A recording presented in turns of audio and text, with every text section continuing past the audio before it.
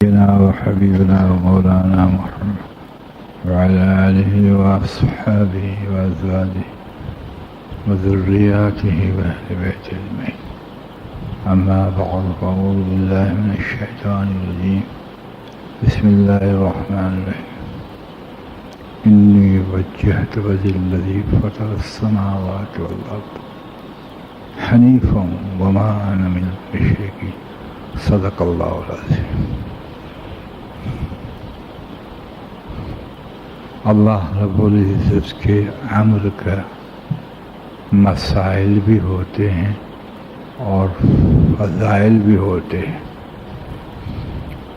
کہ اس امر کو اخلاص کے ساتھ پورا کرنے پر اللہ کیا دیتے ہیں، اس کے فضائل بھی ہوتے ہیں، اور کیسے کرنا اس کے مسائل بھی ہوتے ہیں، اور بنیاد میں اس کے حقائق بھی ہوتے ہیں۔ میں نے جو آیات شریفہ پڑھی،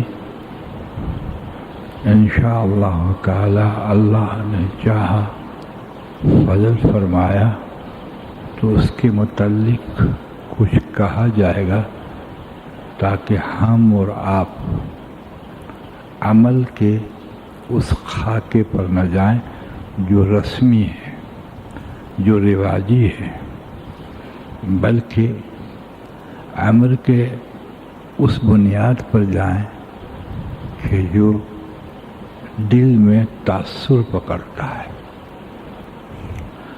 اور اگر یہ عمل جو امر کے اعتبار سے ہے اور وہ تاثر نہیں پکڑتا تو خوب یاد رکھیے، انسان جس قدر اس کی قدر کرنی چاہیے نہیں کرتا، بلکہ سماج میں ایک مسلم کے اعتبار سے اس عمل کو لے لیتا ہے، جس سے کافر اپنا بنایا ہوا جھوٹا ایک ضابطہ بناتا ہے، اور جھوٹے ضابطے کو یہ نہیں سمجھ سکتا کہ یہ سچا ہے، لیکن الحمدللہ مسلم سمجھتا ہے کہ قرآن کا ضابطہ سچا ہے، لیکن اس پر حقیقت منکشف نہیں ہوئی، اور اس ضابطے نے دل نے اس کو اندر تاثر کے اعتبار سے جب جگہ نہیں دی تو یہ اللہ کا امر ایک رسمی بن جاتا ہے، رواجی بن جاتا ہے۔ اب سنیے، میں اپنی نفس کو سنا، آپ اپنے نفس کو سنائیں، اور وہ یہ کہ انسان کی طفلیت، یعنی طفلیت کا وہ مقام جو بلوغیت کے قبل ہوتا ہے، یعنی بلوغیت سے پہلا ہوتا ہے، اس کا تاثر ہوتا ہے کہ ماں پالتی ہے، ماں ہی دودھ پلاتی ہے، ماں ہی پرورش کرتی ہے، واقعی مجازی پرورش اس کو عطا کی گئی، کما ربیانی صغیرہ، لیکن اس کا تاثر خالق کا نہیں ہوتا، صرف ربوبیت کے اعتبار سے ماں کا ہوتا ہے کہ یہی دودھ پلاتی ہے اور یہی پرورش کرتی ہے۔ اس کے بعد قدر بلوغیت پہ انسان پہنچتا ہے تو اس کا تاثر یہ ہوتا ہے کہ باپ کما کے کھلاتا ہے، اور تاثر ڈر کے ساتھ اور امید کے ساتھ اور یقین کے ساتھ ہوتا ہے، اس لیے کہ امید اور ڈر کے درمیان ایمان رہتا ہے۔ جب والد صاحب کما کے نہیں کھائیں گے تو بھوکے مریں گے، اور کما کے لاتے ہیں، اس لیے ہماری پرورش ہوتی ہے۔ اس لیے ان دونوں خاکوں میں بلوغیت سے پہلے اللہ حجت نہیں فرماتے، اس تاثر پہ اس کو گناہ نہیں قرار دیا، شرک نہیں قرار دیا، لیکن بلوغیت کے بعد جب کرامن کاتبین کاندھوں کی طرف آ جاتے ہیں اور اس پہ حجت عام ہو جاتی ہے، ضوابط ایک و دیگر بتدریج فرض الواجب کے اس کی طرف متوجہ ہو جاتے ہیں، تو پھر یہ انسان کا تجسس اس تصرف کی طرف نہ ہو جو خالق کا تصرف ہے، تو یہ انسان کی ہلاکت کی پہلی منزل شروع ہو جاتی ہے۔ اس لیے اور سے سنیں، اللہ رب العزت روح کو آسنا کرتے ہیں، اس لیے کہ روح الستو بربکم کے اعتبار سے گو انہیں یاد نہ ہو، جسے سیل تستری رحمۃ اللہ علیہ فرماتے، چشتیہ سلسلہ کے بزرگے، کہ جب اللہ نے کہا الستو بربکم، ہمارے آقا نے فرمایا بلا، بے شک آپ ہمارے رب ہیں، تو میں نے بھی بلا کہا، وہ مجھے یاد ہے، لیکن سب کو یاد نہیں، لیکن ضرور روح آسنا ہے۔ اس لیے اس کی آسنائی کو خفیہ اندر تازہ کرنے کے لیے بچے کے کان میں اللہ کا نام لیا جاتا ہے، سیدھے کان میں اذان پڑھی جاتی ہے۔ اذان تو بلاوے کو کہتے ہیں، اس میں لا الہ الا اللہ بھی ہوتا ہے، محمد رسول اللہ بھی ہوتا ہے صلی اللہ علیہ وسلم، اور اللہ ہوتا ہے۔ 4 تکبیریں ہوتی ہیں، اللہ اکبر، اور چاروں سے اللہ پاک دعوت دیتے، آگ، ہوا، مٹی اور پانی کا تو پتلا ہے اور اسی میں رہے گا، سب کچھ تو ظاہر آنکھوں سے زیب و زینت اس کی دیکھے گا۔ اللہ کہتے ہیں کہ یہ سب چھوٹے ہیں اور میں بڑا ہوں۔ ان اربع عناصر کے اندر اللہ ہی بڑے ہیں، اور اس کو ہی بڑائی دینا، اس کی عظمت لینا اور اس کو ہی آگے رکھنا، اس کو دل میں رکھنا، یہ روح کو آسنائی کرائی جاتی ہے۔ پھر لا الہ الا اللہ کہ کوئی معبود نہیں الا مگر اللہ، سر جھکانے کے قابل، دل جھکانے کے قابل، مانگنے کے قابل، عزت وغیرہ کے قابل لا الہ الا اللہ کی ذات ہے۔ دوسرا کہا جاتا ہے محمد رسول اللہ، خوب یاد رکھ، یہ آخر زمان نبی ہیں، اسباب کے نقشے اور جتنی بھی شکلیں تو مرتب کر لے، ناکام ہو جائے گا اگر اس میں میرے محبوب کا طریقہ نہیں ہوگا۔ پھر کہا جاتا حی علی الصلاۃ، نماز کی طرف آ، یعنی اپنی زندگی کو حوالے کر دے۔ عبادت کہتے ہیں اللہ کو زندگی حوالے کر دینے کا۔ صلاۃ تو ایک عمل ہے، لیکن عبادت کہتی ہے حوالے کرنے کو، حوالے کر دے، پھر کہتے ہیں اللہ اکبر، اللہ اکبر۔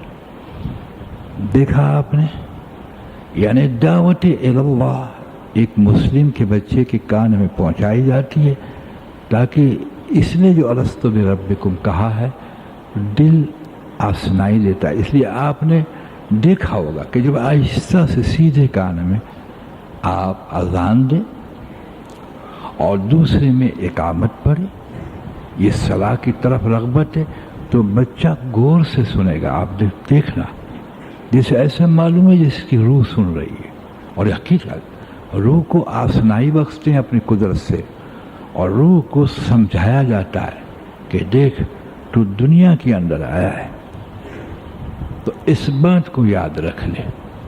اس کے بعد حضور صلی اللہ علیہ وسلم فرماتے ہیں، اور کیا فرماتے ہیں، جس کا مفہوم بچے کو کوئی پہلا جملہ سکھا تو لا الہ الا اللہ سکھا، اس کی زبان سے جاری اگر ہو تو لا الہ الا اللہ ہو، یعنی ابا نے ابو نے یہ کچھ نہیں، وہ تو خود سیکھ لے گا، لا الہ الا اللہ سکھاؤ۔ پھر آگے فرمایا کہ جب 7 سال کا ہو جائے تو اس کو عبادت پہ ڈال دو، حالانکہ حجت نہیں ہے، لیکن کہا 7 سال کا ہو تو اس کو عبادت پہ ڈال دو، اس لیے کہ 7 سال میں آسنائی کسی قدر بڑھ جاتی ہے ماحول کے خاکے میں وغیرہ میں۔ اور آگے فرمایا جس کے مفہوم ہے 10 سال کا ہو اور وہ اگر عبادت پہ نہ آئے، صلاح پہ نہ آئے، تو فرمایا اس کو مارو۔ مارنے کی شرح یہ نہیں کہ ہڈی توڑ ڈالو، بلکہ شریعت نے جہاں کہا جیسے کہا اس طرح سے مارو، اور پھر فرمایا کہ اس کا بستر الگ کر دو، اگر بہن کے ساتھ سوتا ہے تو الگ کر دو، ماں کے ساتھ سوتا ہے تو الگ کر دو۔ یعنی حضرت محمد صلی اللہ علیہ وسلم کی ذات پاک روح کو آسنائی دیتی ہے، اور تربیت کا نظام ماں باپ کی طرف متوجہ کرتی۔ بہرکاف یہ میں نے ایک نورانی مقدمہ ظاہر کیا، لیکن اس وقت جو کہنے کا میرا مطلب ہے اور وہ یہ ہے کہ دنیا کے اندر ماں کا تاثر بچے کے اندر ہوتا ہے، باپ کا تاثر کمائی کے اعتبار سے ہوتا ہے، اس کے بعد جب ماں باپ کا نقصان ہوتا ہے تو اس کا تاثر حکومت کا ہوتا ہے کہ حکومت درآمد برآمد کرتی ہے اور عالم کے پرورش کے کھیتوں کا نظام وغیرہ کے لیے آلات اسباب مہیا کرتی ہے۔ یہ تین نظام ہے، یاد رکھیے، انسان کا اس پر یقین آتا ہے، اور یہ تینوں کو جوڑ کر جب خودی کی طرف آتا ہے، یعنی خودی کی طرف انسان آتا ہے، تو خودی سے نکل کر خالق کی طرف متوجہ نہ ہو تو بڑا نقصان اٹھاتا ہے۔ اس لیے یہ جو مہینہ آنے والا ہے جس میں عید الاضحیٰ ہوگی، جس کو ہم بقرہ عید کہتے ہیں اپنی اردو زبان میں، ٹھیک ہے نا، اس عمل کا حقیقت ہے، اس عمل کی حقیقت ہے، یعنی اس عمل کی بھی حقیقت ہے، اور ہم اسی ملت پہ ہیں، حضرت سیدنا ابراہیم خلیل اللہ کی ملت پہ ہیں۔ اگر ملت کے تاثر ہمیں نصیب نہ ہوئے تو محمد رسول اللہ کے تاثر کبھی نصیب نہیں ہوں گے۔ اس لیے حضرت محمد صلی اللہ علیہ وسلم اسی ملت کے تاثر تھے، اور فرمایا ہمارا دین وہی ہے جو ابراہیم علیہ السلام کو دیا گیا تھا، یہ دین متین ہے۔ چنانچہ تعجب اور عجیب کہ حضرت ابراہیم علیہ السلام کو اللہ پاک نے کس کے گھر پیدا کیا؟ جو بت پرست نہیں تھا، بلکہ بت پرست کے ساتھ بت فروش بھی تھا۔ نبی کو کس کے گھر پیدا فرماتے ہیں؟ بت فروش کے یہاں۔ تعجب آپ کو کہ بت فروش کے پانی نکل کے ماں کے اندر گیا، اور ایسا نطفہ، اور پھر یہ نہیں کہ ابراہیم علیہ السلام کے والد مسلمان ہو کے مرے، وہ مشرکی ہو کے مرے، اور پھر ماں بھی اس کے ساتھ کا یقین رکھنے والی۔ تعجب! لیکن آپ کو پتہ ہے فنا کی حیثیت نہیں ہے، اربع عناصر آگ، ہوا اور پانی کی حیثیت نہیں، اس لیے کہ اس کو فنا کر دینا ہے، ارنہ یہ جنت کے قابل ہے جو اسی وجود سے جنت میں داخل کیا جائے۔ اللہ اکبر! اس لیے میں نے ایک نکتہ بیان کر دیا تاکہ کوئی تنقید نہ کرے۔ خدا کی تخلیق میں، خدا کی تخلیق کے اندر یاد رکھیے اللہ رب العزت نے جو تخلیق ظاہری رکھا ہے، آگ و ماتے، یہ فنا ہے۔ اس لیے تخلیق میں کوئی مستثنی نہیں۔ اگر تخلیق اپنی تخلیق کے اعتبار سے تو اعلیٰ اور عرفہ ہے، لیکن بشری سے اعتبار سے اعلیٰ عرفہ نہیں۔ اگر بشر عرفہ ہوتا تو مسلمان سے کافر بھی بہتر ہوتے، ہم سے زیادہ خوبصورت ہے۔ اور اس میں فرق نہیں کیا، یہودی کو بھی وہی ناک دیا، یوروپین کو بھی وہی چہرے دیے، ہر ملحدین جو اللہ کو نہیں مانتے ان کو بھی ایسا بنایا، اور یہ ثابت کر دیا کہ اس کی کوئی حیثیت نہیں۔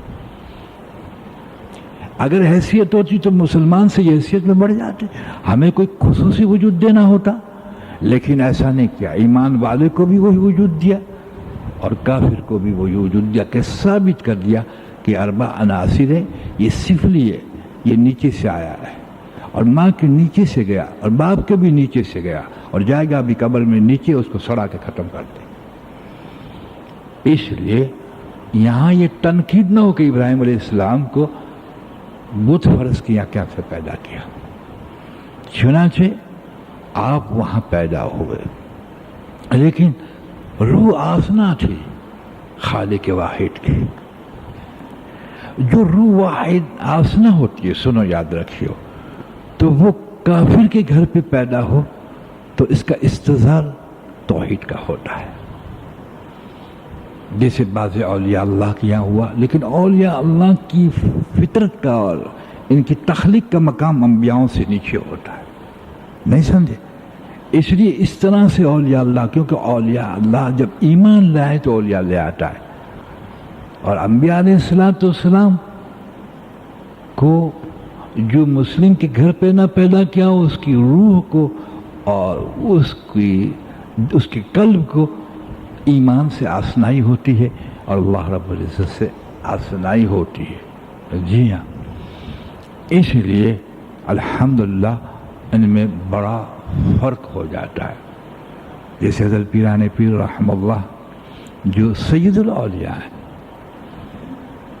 مسلم کی حیثیت سے پیدا ہوئے. سیدہ فاطمہ آپ کی ماں تھی، حضرت صالح جنگی دوست آپ کے والد تھے، دونوں سید تھے، حسنی اور حسین، الحمدللہ. لیکن آپ جب پیدا ہوئے، سنو، تو اس وقت رمضان تھا یا رمضان کا مہینہ آیا تھا، تو اس وقت جو چاند کی تحقیق کی گئی، بدر وغیرہ کے تھے، ابر وغیرہ، تو آپ کی والدہ ماجدہ سیدہ فاطمہ کہتی ہے کہ اور تو کیا کہوں، آج لال نے دودھ نہیں پیا. تو روح آسنا ہوتی ہے، یہ سعادت مند روح ہے جو ازل سے ہی مقبول ہوتی ہے. جیسے میں کچھ نکتہ بھید کا بتا دوں. جیسے ایک آدمی پیدا ہوتا ہے پیدائش سے تو وہ مست ہوتا ہے، آپ نے دیکھا ہوگا. وہ روحیں ہیں جو الستو بربکم کے وقت مست بن جاتی ہیں، وہ مستی میں ہی دنیا میں چلے جائیں گے. وہ مستی میں ہوتی ہے. ایک تو مستی مجذوبیت کی ہوتی ہے، جو عالم حیرت میں انسان فنا ہو جاتا ہے. وہ صرف عالم واصل حق نہیں ہوتا، نہ جانے میں کہاں چلا گیا پتہ نہیں چلتا. جی ہاں، تو میں نے کہا کہ ابراہیم علیہ السلام کی ذات جس ملت پر حضور صلی اللہ علیہ وسلم کو لانا تھا اور جس کی دعا سے حضور کو پیدا فرمانا تھا. حضور فرماتے میں ابراہیم علیہ السلام کی دعا ہوں اور نوید عیسیٰ علیہ السلام. عیسیٰ علیہ السلام نے اپنی قوم کو خبر دیا تھا کہ آخر زمان نبی ایک پیدا ہونے والے ہیں. تو آپ فرمایا کرتے تھے کہ میں نوید عیسیٰ علیہ السلام ہوں اور دعائے خلیل علیہ السلام. تو آپ کی ذات کیونکہ بہت معتبر شان تھی ہمارے آقا کی، تو آپ جانتے ہیں کہ کوئی مقبول دنیاوی انسان، یعنی دنیا میں جو قبول و جو آتا ہے تو اس کے اعجاز میں بڑے جلوس نکلتے، بڑے فلیگ لگائے جاتے. حضرت محمد صلی اللہ علیہ وسلم کی آمد کے استقبال میں اللہ نے اس جلیل قدر نبی کو پیدا فرمایا آج سے تقریباً 4500 پہلے. یہ آپ کا اعجاز تھا، یہ آپ کا یہ سب سے بڑا اعجاز تھا کہ ابراہیم علیہ السلام کو حضور صلی اللہ علیہ وسلم کی آمد پر استعمال کیا جاتا ہے. اور اللہ رب العزت قرآن کریم میں اس حقیقت کو واضح کرتے ہیں کہ ابراہیم علیہ السلام کو جب اللہ نے دل میں ڈالا یا مانگنے کا کہا تو یہی مانگا، اللہ ایک ایسا نبی پیدا کر جو دنیا کے اندر ہدایت اور رشد کی محنت کرے اور دعوت دے، اور ایک آخر زمان امت پیدا کر. بہرحال اس لیے میں نے کہا کہ اب کچھ باتیں کرنے سے پہلے ہو سکتا ہے کہ یہ موضوع اگلے جمعے بھی چلے. میں آپ سے یاد کر دوں کہ اس کے تاثر کا یہ اثر تھا کہ جب آپ لڑکن فلم میں پہنچے ہیں تو یہ بتوں کو دھتکارتے تھے، ماں باپ رغبت دیتے تھے بت پرستی کی، سب کو دیکھتے تھے، لیکن اندر روح اور قلب نفرت کرتے تھے.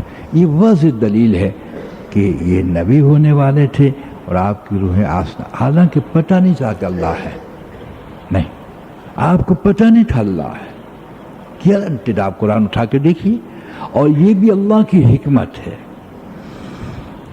کہ انسان کا تجسس اور انسان کی طلب اللہ کو ڈھونڈ لیتی ہے. یا یوں کہیے اس کا فضل اللہ کا بندے کو ڈھونڈ لیتا ہے.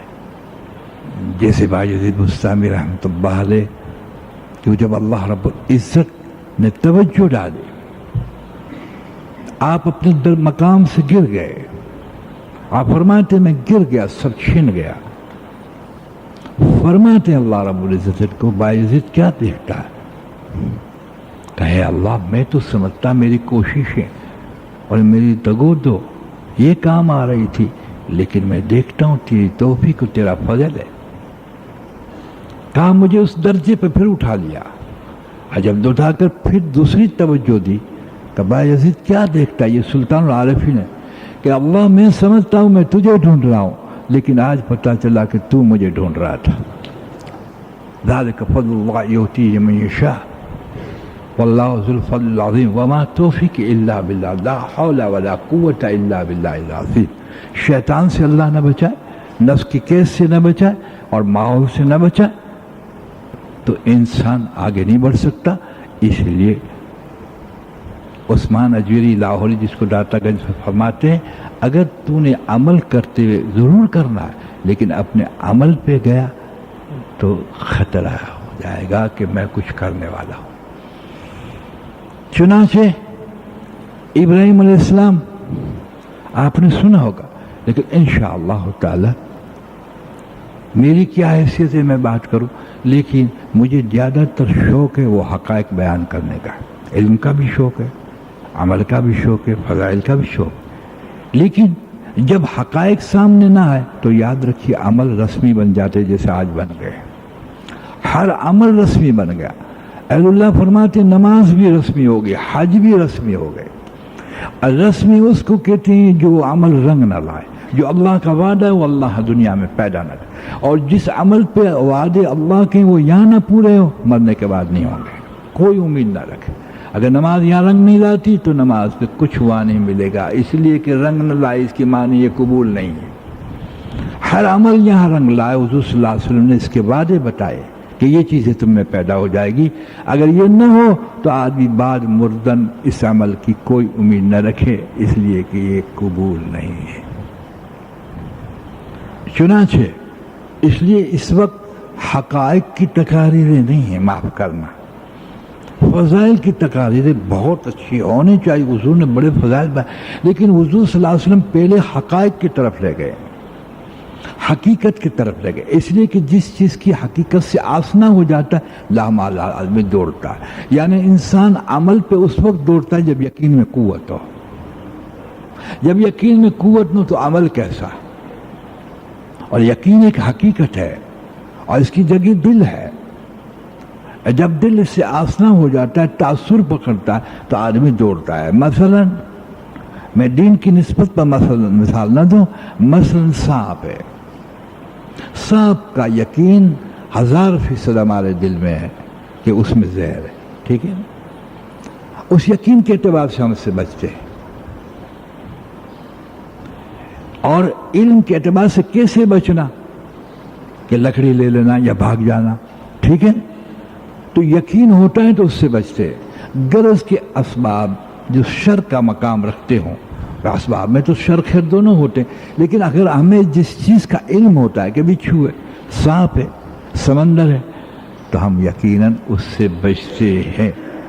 اور کوئی ایسا بے وقوف آپ نے نہیں دیکھا الا پاگل کے کہ جو ان چیزوں کی یقین رکھتا ہو اور آگے بڑھے. آگ کا یقین ہے، کوئی ہاتھ تندور میں نہیں ڈال، لیکن دوزخ کا یقین کا دعویٰ ہے، لیکن ایسا گناہ کرتا ہے کہ تو دوزخ میں اس میں جائے گا. اور علماء بتاتے اس پر دوزخ ہے لیکن ٹھہراتا نہیں، اس لیے کہ دوزخ کا یقین اتنا بھی نہیں جتنا سانپ کا ہے اور جتنا بچھو کا ہے. اس لیے کہ مشاہدے میں ایک یقین مل چکا، علی یقین مشاہدے میں جو چیز نہیں ہے وہ غیب میں. غیب کا یقین بڑی محنت کے ساتھ اللہ سے لینا ہوتا ہے. اقرار مل جاتا ہے اللہ کا، دوزخ کا اقرار مل جاتا ہے، جنت کا اقرار مل جاتا ہے، لیکن یہ مقدم ضرور ہے. لیکن تصدیق جو دل نہ لے لے تو معاف کرنا زندگی میں کبھی انقلاب نہیں آتا. اور جس کے اندر یقین آئے گا اس کو عمل کے کہنے کی ضرورت ہی نہیں پڑتی. کوئی ضرورت نہیں پڑتی. کہیں اخباروں میں نہیں ڈالنا پڑتا کہ پاگل کتے سے بچو، آگ سے بچو یا سانپ سے بچو. اس کی تدابیر تو بتائی جائے گی، اس اعتبار سے تو کہا جائے گا. تو میں نے کہا کہ اصل چیز ہے وہ حقائق ہیں جو یقین سے نسبت رکھتے ہیں، اور آج یہ خیراتوں میں، زکاتوں میں حقائق کے نسبت کی تقریریں تقریباً ختم ہو چکی. اس لیے امت میں یہ عمل رسمی بن رہے ہیں. جیسے قربانی لے لیجیے آپ ماشاءاللہ، تو اس قربانیوں کے اندر ایک سے دوسرے سے کیوں بڑھ جاؤں، اور اس کے سینگ پہ پھول کے ہار پہنائے جاتے ہیں اور عجیب سے سجایا جاتا ہے، دمبے کو ایسا سجایا جاتا ہے. حالانکہ سب رسمی رواج ہے، اس لیے کہ حقیقت نہ سمجھے، حقیقت کو نہ سمجھا. چنانچہ ابراہیم علیہ السلام کا یہ تاثر رہا کہ جب میلہ ہوا اور سب چلے گئے. اب اللہ یہاں پر اس کو کھولتے تو آپ نے دعوت کا رخ، کیونکہ اللہ رب عزت کا تاثر تو تھا، لیکن ابھی اللہ زبان پہ نہیں چلا تھا، اور معرفت بھی نہیں تھی کہ اللہ ہے، معرفت تک بھی نہیں تھی اللہ ہے. جی ہاں، آپ نے جب سب چلے گئے تو سب کے سر جو ہے کلہاڑے سے توڑ دی، اور ایک بڑا بٹھا اس کے کاندھے پہ کلہاڑا رکھ دیا. روح اور قلب دعوت دے رہا ہے کس انداز سے. دیکھیے جب وہ واپس میلے سے آئے تو آپ جانتے ہیں ہمارے آقا حضرت محمد صلی اللہ علیہ وسلم سفر سے آتے تو مسجد میں جاتے. کافر لوگ جب سفر وغیرہ سے آتے تو اپنے مندروں میں جاتے گھنٹ بجانے کے لیے، ٹھاکر کو جگاؤ کہ میں آ گیا ہوں. ٹھیک ہے نا. جب وہاں پہنچے تو سب کے سر کٹے ہوئے تھے. اس نے کہا یہ کیا ہوا؟ تو کچھ ان لوگوں کو اس بات کا تو خیال تھا کہ ایک بچہ ہے آزر کا، وہ نہ تو پوچھتا ہے، نہ جھکتا ہے، نہ مندر میں آتا ہے. تو انہوں نے یہ کہا کہ ہو سکتا ہے کہ یہ ابراہیم کے کام ہوں گے، تو پکڑو اس کو. پکڑ لائے. تو آپ کیا فرماتے؟ دیکھیے دعوت کا رخ. کہتے ہیں مجھے کیا پوچھتے، جس کے کاندھے پہ کلہاڑا پڑا ہے نا اس کو پوچھو، اس نے سارے سر کے پھاڑے معلوم ہوتا ہے. اب کافروں کے زبان سے اللہ کیا کہلواتے، حجت قائم کرتے. کہا ابراہیم کبھی یہ پتھر کے بت ان کے سر پھاڑ سکتے؟ تو کہ ظالم ہو، نہ چلے نہ پھرے، پھر اس کو کیوں پوچھتے ہو؟ یعنی انسان کی روحانیت کے دعوت کے انداز دیکھ لیجئے. اللہ پاک جس سے کام لے لے، تمام تعریف اللہ کے. وَلِلَّهِ عِزَّتِهِ وَرَسُولِهِ وَالْمُؤْمِنِينَ. عزت اللہ کے لیے قرآن میں اللہ فرما، اور رسولوں کے لیے اور مومن کے لیے. یعنی اللہ خود عزت والے ہیں اور رسول کو عزت دیتے ہیں. یعنی اللہ عزت والے اس کا تاثر پیدا کر، اور رسول کو عزت دیتے ہیں. آپ کے طریقے کو اپنا تو معزز ہو جائے گا، جب ان کو طریقے کو اپنائے گا تو مومن بنے گا، تیرے لیے عزت مقدر ہو جائے گی. فرق کرنا پڑے گا اللہ کی عزت میں. اللہ خود معزز ہیں، عزت والے ہیں، کوئی عزت والا نہیں، ہر ایک کو عزت اللہ پاک دیتے. چنانچہ آپ نے دیکھا کہ بات کچھ کھل رہی ہے. آپ ماں کے پاس پہنچے. اب میں بیان کرنا چاہتا ہوں جو عالمی تاثر ہے، اس کو حرام ہے، اس کو فنا کرنا ہے. اس لیے کہ کسی بشر ماں باپ کو اللہ کے تاثر میں شامل کیا، وہ دل کا شرک ہے، وہ بڑا بھیانک شرک ہے. ایک تو شرک زبان کا ہے کہ وحدہ لا شریک لہ نہیں، اس کا تاثر بھی دل کے ساتھ ہوگا. لیکن مسلم کا تاثر اگر روح اور قلب کے اعتبار سے آ جائے تو زبان پہ لا الہ الا اللہ ہوگا، لیکن اس کو لاکھوں سال جہنم میں جلنا پڑے گا، پھر جنت میں جائے گا. اس لیے کہ اقرار انسان کو فوراً جنت میں نہیں لے جاتا اور دوزخ سے نہیں بچاتا. اقرار و تصدیق انسان کو براہ راست جنت تک پہنچا دیتا ہے اور دوزخ سے بچا دیتا ہے. چنانچہ ماں کو آپ پوچھتے آ کے اماں میرا رب کون ہے؟ میں نے کہا نا کما رب یعنی صغیرہ جو استعمال کیا وہ مجازی استعمال کیا ہے، حقیقی نہیں. حقیقی تو رب العالمین، الحمدللہ رب العالمین، عزت دینے والے، ذلت دینے والے، راحت دینے والے، ہوائیں چلانے والے، سورج، سب کچھ میں تصرف رب العزت کا ہے. اللہ اس لیے ہوا کو گرم کیا کہتا ہے؟ ہوا کہے کہ میرا کیا قصور حکم گرم بننے کا ہے؟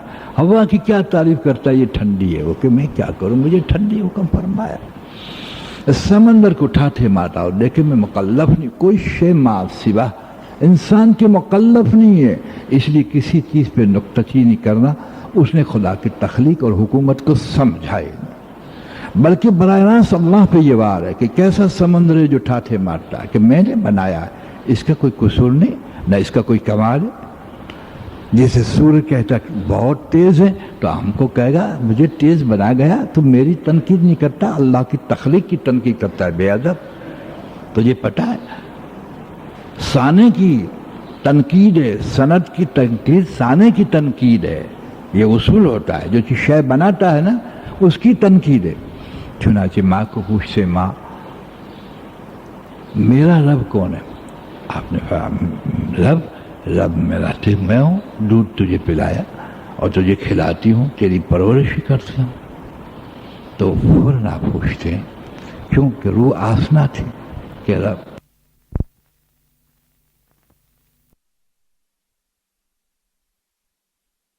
طاقت حسنت ملانو، وہ سوتا بھی نہیں ہے اور اونگتا بھی نہیں، تو سونے کی عزت جاگنا ہے تو جاگتا بھی نہیں ہے، تھکتا بھی نہیں ہے، کام بھی نہیں کرتا۔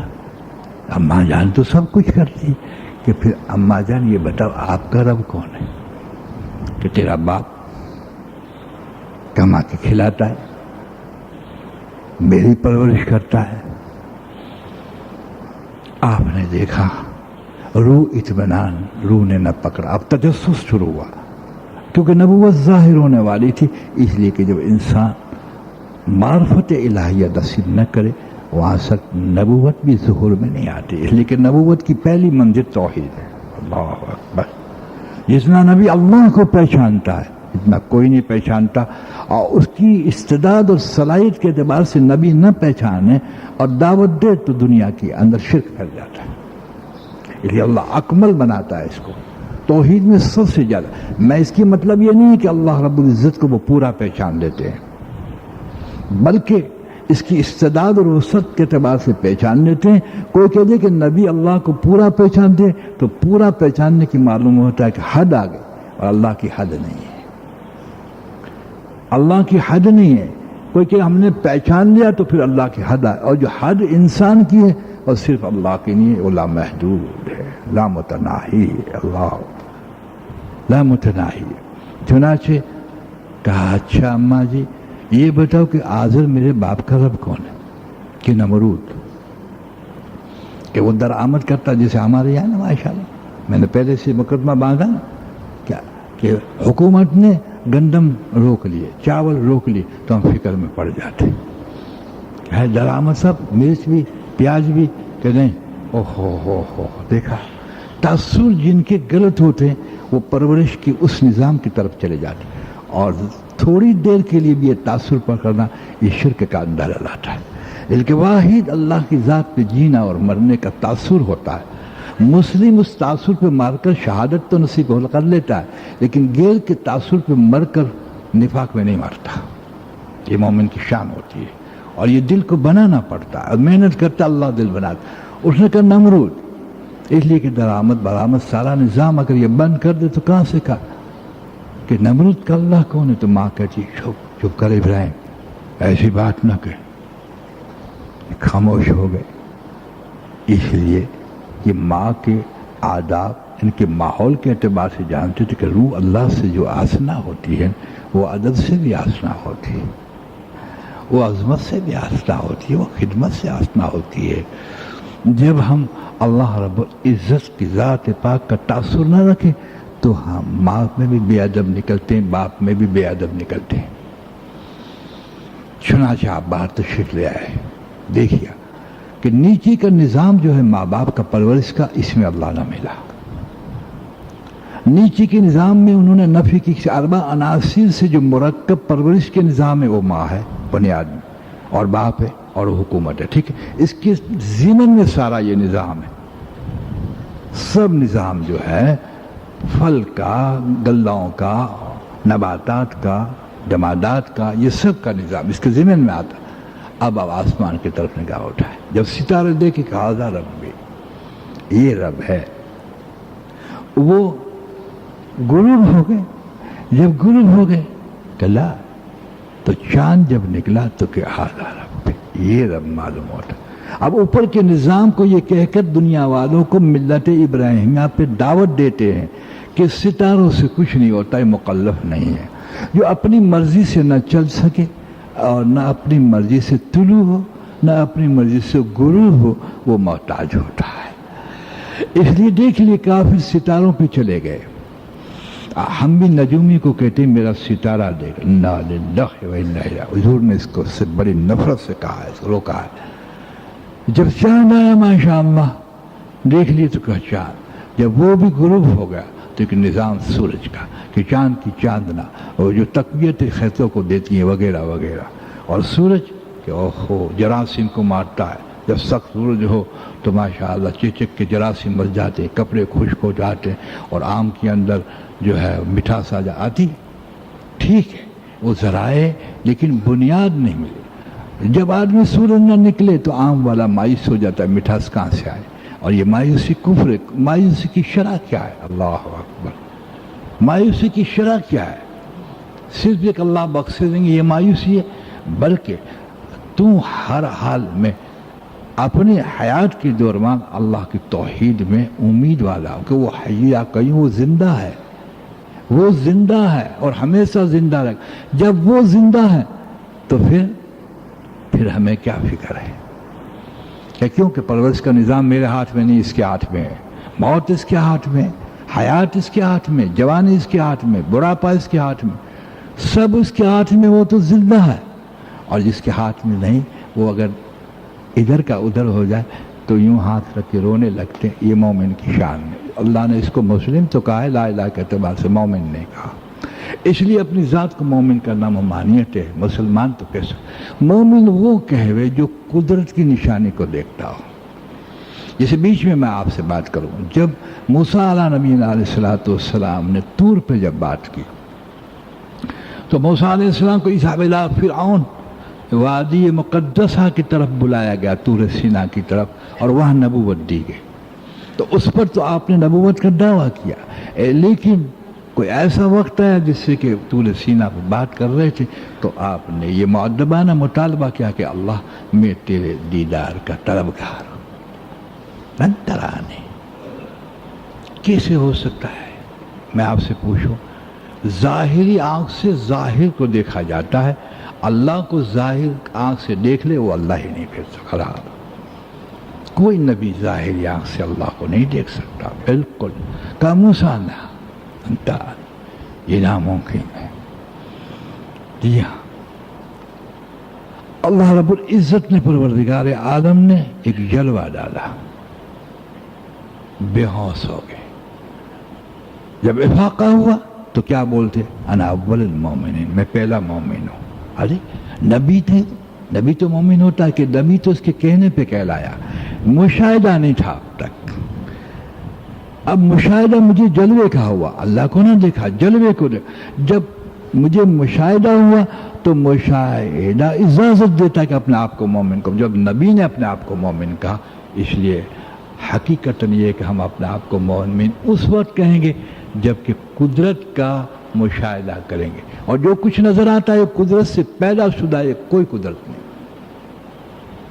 یہ کوئی قدرت نہیں، یہ قدرت سے پیدا شدہ ہے۔ چنانچہ الحمدللہ انہوں نے جب دیکھا کہ سورج، کہا کہ ھذا ربی ھذا اکبر، یہ ہے رب اور یہ بہت بڑا ہے، یہ کھیتیوں کو پکاتا ہے اور چیچکوں کو مارتا ہے، جراثیم کو مارتا ہے وغیرہ وغیرہ۔ جب یہ بھی درگ ہو گیا تو دونوں نظاموں کو سامنے رکھ کر اب نفی کر رہے ہیں۔ آسمان کی نفی کی، سورج کی نفی کی، چاند کی نفی کی، ستاروں کی نفی کی، ماں کی نفی کی، باپ کی نفی کی، حکومت کی نفی کی، زمین۔ انی وجہت وجہی الذی فطر السماوات والارض حنیفا، میں یکسو ہو کر متوجہ ہوا اللہ کی طرف، یقین لایا جس نے زمین اور آسمان کو پیدا کیا ہے۔ क्या मान?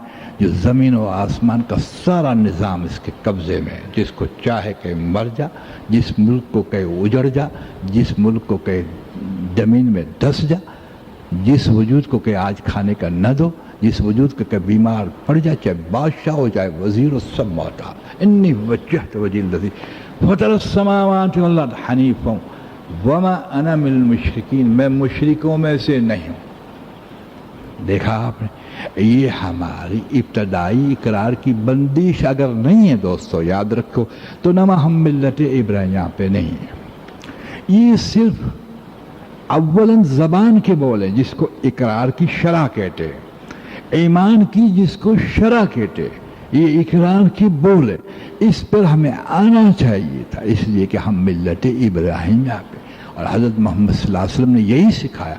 और कुरान ने यही कहा यतलू आयातिही वयुज़क्की, यतलू आयात, पहले ईमान लाए। हज़रत मोहम्मद सल्लल्लाहु अलैहि वसल्लम ने अल्लाह की निशानी बयान करके यकीन को दिल में बिठाया। यतलू आयात वयुज़क्की तो बाद में हुआ, इसलिए कि तज़किया इंसान पहले दिल में यकीन का नूर आता है, सुनो, तो फिर तज़किया शुरू होता है। चुनाचे हुज़ूर सल्लल्लाहु अलैहि वसल्लम ने यही किया। बस अब हम, आप और मैं सोचे कि उम्मत में ये तज़किरे हैं और उम्मत में इस चीज़ को पैदा करने की कोई मेहनत है। इसलिए याद रखिए इस बात को, हर शय मेहनत के बगैर भी मिल जाएगी जो मुकद्दर में है। जो मुकद्दर में वो शय बगैर मेहनत की मिल जाएगी। वो पागलों को पूछो, हलवे खा रहे हैं, होटलों में हलवे खा रहे हैं, आपको और हमको शायद हलवा कभी मिलता होगा। आप देखिए माशाअल्लाह, बेखबर को बैठा हुआ आदमी नाबीना उसका 2 रुपया कोई डाल देता है। मुकद्दर की शय हो सकता है कि बगैर मेहनत से भी मिल जाए, हो सकता नहीं बल्कि मिल जाए। इसका मानी नहीं कि हम मेहनत न करें। मेहनत का तो इसलिए कहा है, सुनो, कि मेहनत करके तुम साबित कर दो कि खालिक देने वाला है, इसका तासुर हो, और हुजूर सल्लल्लाहु अलैहि वसल्लम का तरीका साबित कर दो। दुकान कोई सबब है और इसकी कोई हैसियत नहीं है, बल्कि दुकान में मेरा हुक्म चला के देखो और हुजूर सल्लल्लाहु अलैहि वसल्लम का तरीका, यही तुम्हारा सरमाया है। बाकी तुम चाहते हो कि आज 10,000 बिक्री हो जाए, कौन नहीं चाहता, लेकिन 1,000 यूँ होती है, ये शहादत देती है कि 1,000 के 13 नहीं चलता, ऊपर वाले का चलता है। वरना हर एक चाहता है 10,000 मिले, लाख मिले। किस मंजिल पे 13 चलता है ये तो तू बता, कि तेरा लड़का बीमार ना हो, तू बीमार ना हो। किस चीज़ में 13 चलता है एक तो तू बता। जब किसी चीज़ में 13 नहीं चलता तो एक का चलता, इसका यकीन क्यों नहीं लेता? और बुत परस्त क्यों बनता है कि बुत परस्त? हाँ, बुत परस्त पत्थर के बूत नहीं, पत्थर का बूत मिलने वाला तो काफिर है, लेकिन सबब की बुत परस्ती भी काफिरी से कुछ कम नहीं है। अपनी ज़ात पर एतकाद करना ये भी बुत परस्ती है। मखलूक पे निगाह रखना ये मखलूक परस्ती है। खालिस अल्लाह की परस्तिश करना, और परस्तिश की मायना हम जो समझे हो, जैसे इबादत तो बुनियादी है सुबहान अल्लाह, लेकिन तासुर के एतबार से अल्लाह की परस्तिश करना, अल्लाह की परस्तिश करना।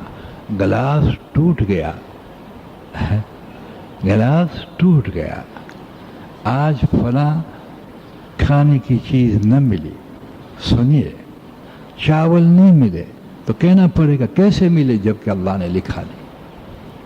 लेकिन तू मुशरिक ऐसा है, बीवी से कहता है चावल भूल गई जालिम, तुझे पता है दफ्तर में दुकान में मेहनत करके आए और तू चावल ही भूल जावे।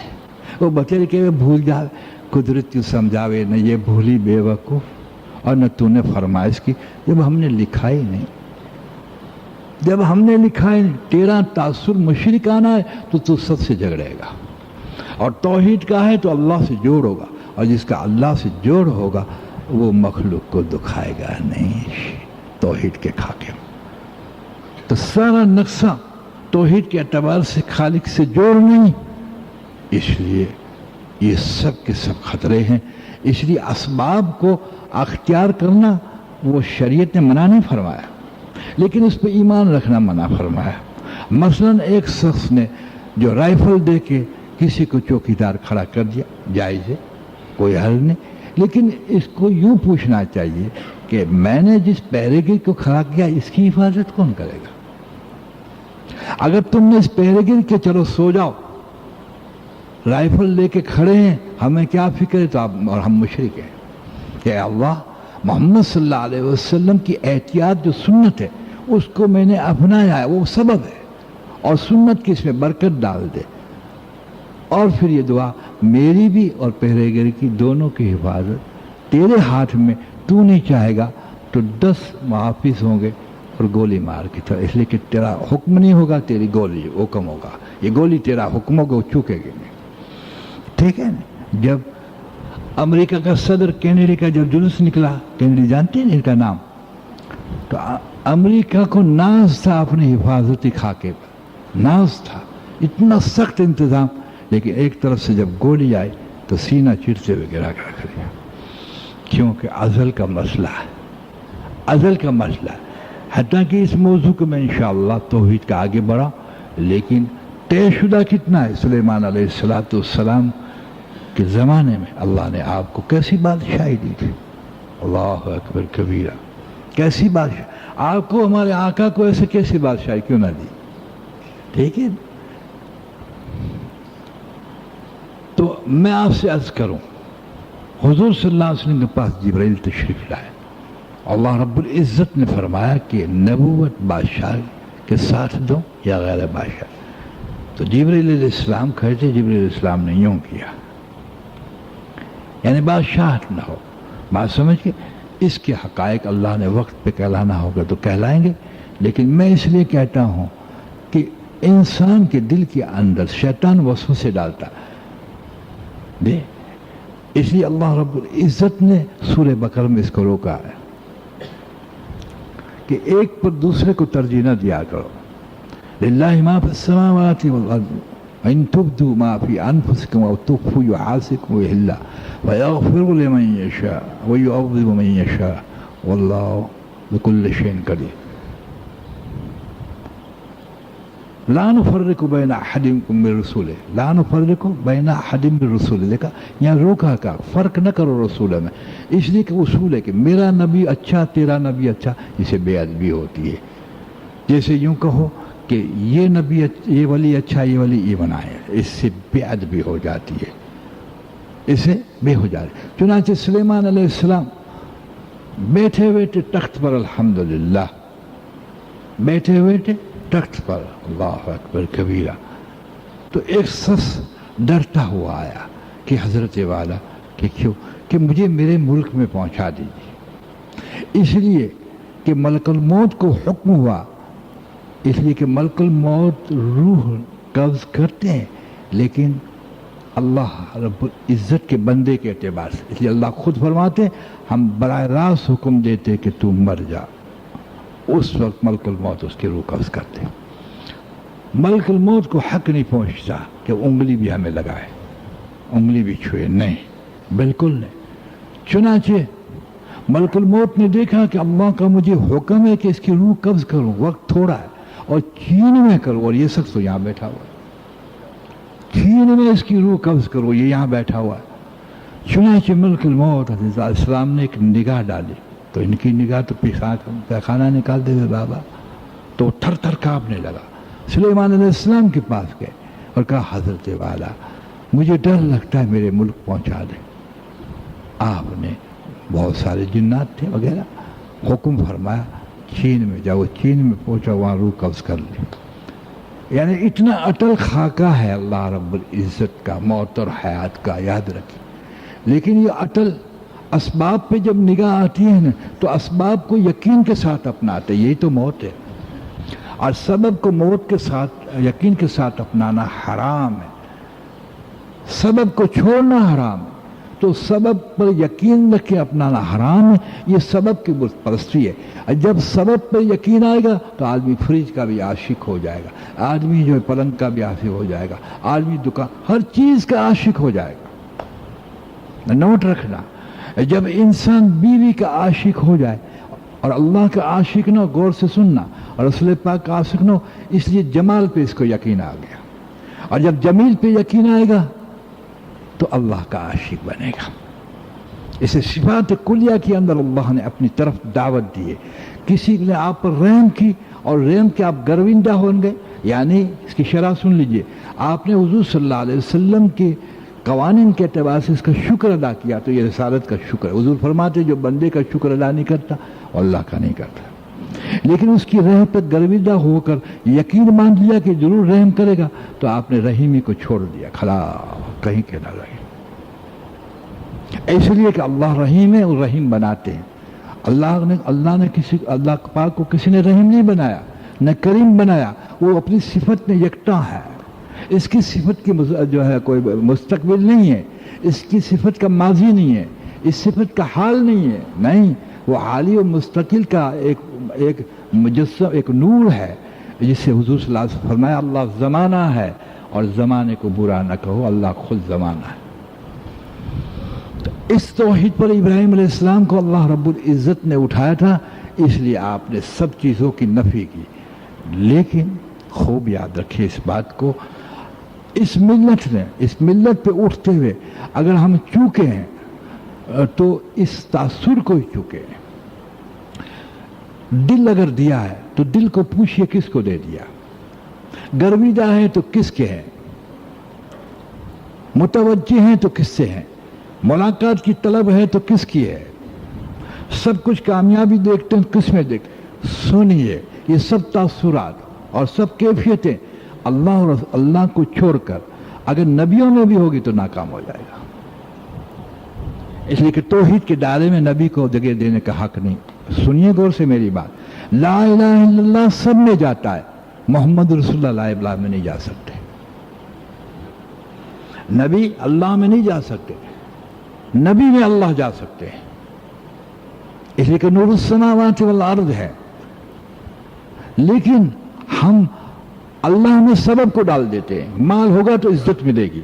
کتنا حرام کام ہے یہ، کتنا ذلیل اور اندھیرا والا کہ مال ہوگا کہ وہ تو عز من تشاء، تو نے میرے اندر مال ڈال دیا، حالانکہ نبی کا تصرف میرے اندر نہیں ہے. اگر مسکن الہیہ نبی کا ہے تو اس کے دل میں تو میں ہوں، کیونکہ دل مسکن الہیہ ہوتا ہے انبیاء علیہ السلام، دل میں ہوں لیکن میرے اندر کوئی نہیں. اس لیے کہ نہ میرے اندر دل ہے نہ کوئی، میں ایک نور ہوں، ایسا نور کہ جس کو نبی کی آنکھ بھی نہیں دے سکتی، مجال نہیں. جی تو نے سمجھا کہ جنت نے مجھے دیکھا ہے تو بھولا ہے، دوزخ نے مجھے دیکھا ہے بھولا ہے.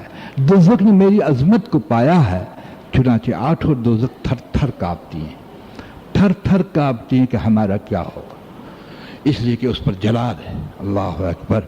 یہ تاثر ایک لینا تھا، اس سے زندگی میں برکت آ رہا، ورنہ زندگی جانور سے بھی بدتر ہے. جو دل اور روح نہ بنا ہوا ہو تو سارے ظاہر کے نقش رسم ہے، رسم قدر اس میں ایمان ہوگا، اس میں کوئی شک نہیں، لیکن وہ انقلاب نہیں ہوگا. اس لیے کہ آپ جانتے ہیں کہ جتنا اندھیرا ہو اس قدر چراغ ہونا چاہیے. ایک کثیر تعداد میں پھیلا ہوا اندھیرا اور چھوٹا سا آپ چراغ جلا دیں تو وہ کیا کام کرے گا. تو ایمان سوز ہوائیں، دنیا کی محبتیں اور ماحول بگڑ چکا ہو، اس میں ہمارا لا الہ کا اقرار کا ذرا سا ٹمٹا ہوا دیا نہیں کام کرتا. عورت کی ادا ہمیں گرا کے رکھ دے گی. دکان گراہک آیا اور چلا جاتا ہے، 10,000 کا گراہک ہے تو جھوٹ بلا کے چھوڑے گا. ہر منظر ہمیں گرا کے رکھ دے گا اگر جتنا ایمان ہمارے پاس ہے، اگر اتنا رہا. آج جو بنیادی چیز ہے وہ یہ کہ بنیاد کی نہ تقریریں ہیں اور نہ بنیاد کی محنت ہے.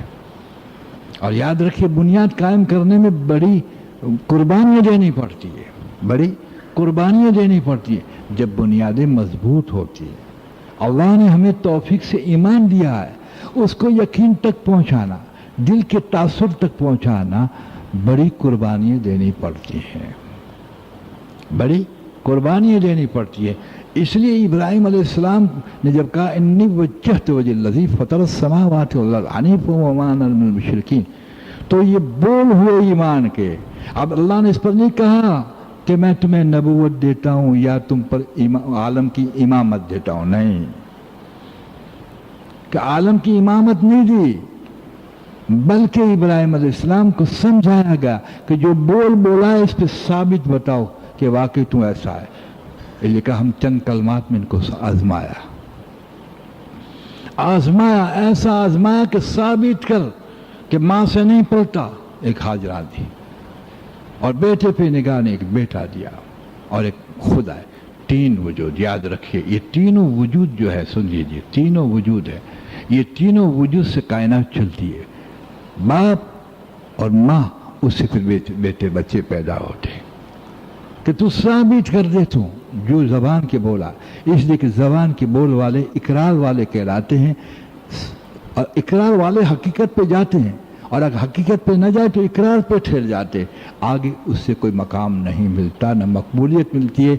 इसलिए कि इकरार वाले अल्लाह के न महबूब हैं, न आरिफ हैं, न मुहीब हैं जी, और न मोमिन है, न मुकर्रबीन है, मुसलमान है खलास। और मुसलमान के थोड़ा सा तो है, तो फिर सुन मुसलमान किसको कहते हैं। अगर तू मुसलमान बन जाए, थोड़ा सा ईमान बढ़ जाए, तो हुज़ूर सल्लल्लाहु अलैहि वसल्लम फरमाते मुसलमान वो है जिसके हाथ और ज़बान से दूसरे मुसलमान को नुकसान ना पहुंचे। बस सिफात का मुसलमान। तू फतवे के मुस्लिम में ला इलाहा इल्लल्लाह पढ़ता है। सिफात का मुस्लिम कौन है? जिसके हाथ और ज़बान से मुसलमान को नुकसान ना पहुंचे।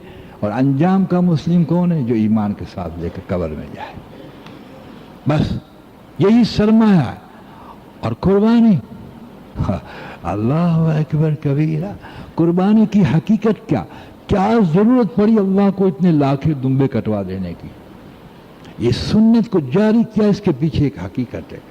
इसके पीछे एक हकीकत है कि इसके पीछे हकीकत है। इसका एक मफहूम बयान करके अगले जुमे पर इंशाअल्लाह इन तमाम हकायक पे कोशिश करूँगा बात करने की। और इसके पीछे हकीकत कि जो कुर्बानी है, इसके पीछे हकीकत है कि सुन्नत के एतबार से जो तू कुर्बानी करता है, अगर तेरे पास कुछ नहीं है तो नीयत तेरी हो कि अल्लाह हो तो मैं कुर्बानी करता। और मुस्लिम शरीफ की हदीस से हुज़ूर सल्लल्लाहु अलैहि वसल्लम फरमाते, ना आए वो इबादत गाह में हमारी जो ताकत रखता हो कुर्बानी और कुर्बानी ना करे, खला उसको रद्द कर दिया। हमारी इबादत, हमारी ईदगाह में ना आए वो मुसलमान जो ताकत रखता हो और कुर्बानी ना करे। लेकिन इसकी हकीकत क्या है? वो इब्राहिम अलैहिस्सलाम को पूछिए। इसकी हकीकत है कि हम जिंदा रखते हैं कि जब जरूरत पड़े हमें, तो जिस तरह से बकरे को ज़िबा करता इस तरह ये तेरी गर्दन भी कटनी चाहिए। अगर न कटा तो तू मुनाफिकों में शामिल होगा। मुजद्दिद अल-फिसानी फरमाते हैं, जिसको अल्लाह की राह में जिहाद में जान देने का जज्बा नहीं, उसमें निफाक मौजूद है। फरमाते हैं क्या? फरमाते निफाक। तो मैंने कहा हर अमल के पीछे एक हकीकत है। ये हकीकत है। हकीकत जब नसीब ना हो तो हर अमल रस्मी बन जाता है। यानी अमल किसी हद ठीक रहता है, लेकिन उसमें रस्म की शक्लें बहुत पैदा हो जाती है, बहुत पैदा हो जाती है, बहुत पैदा हो जाती है। वक्त हो चुका है। इंशाअल्लाह अल्लाह ने हयाती बख्शी तो, और अल्लाह ने फजल फरमाया तो अगले जुमे इंशाअल्लाह ताला इन्नी वज्जहत वजल्लज़ी फ़तर अस्समावाति वल अर्ज़ के हक़ाइक़ बयान होंगे इंशाअल्लाह। काश मुझे और आपको कोई हकीकत मिल जाए, और जिसको हकीकत नसीब मिलती है वही इनकलाब पाता है और वही कामयाब होता है। वाखिर दावाना अल्हम्दुलिल्लाह रब्बिल आलमीन। दुरूद शरीफ पढ़ लीजिए। अभी अज़ान होगी, फिर सुन्नतें पढ़ लीजिए।